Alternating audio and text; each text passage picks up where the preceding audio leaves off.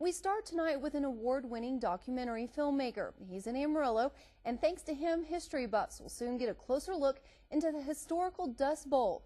Pro News 7's Kimberly Bates has more on the new film and why its creators are encouraging viewers to take a peek.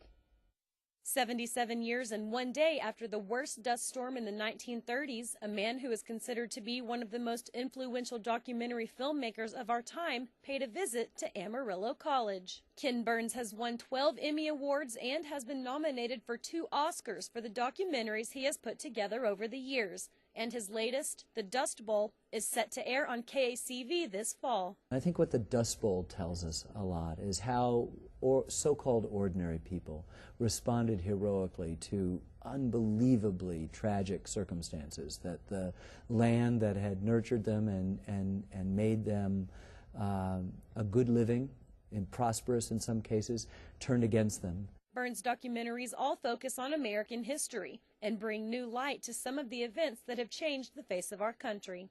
How do we as Americans relate to this expansive, sometimes bounteous, sometimes intimidating continent that we inhabit? What makes these stories even more authentic are the interviews with the people who actually witnessed them. And Bill Chafin shares firsthand his experience of the Dust Bowl as a little boy. Grime and dust were a part of everyday life, in a sense. Not every day would it be bad.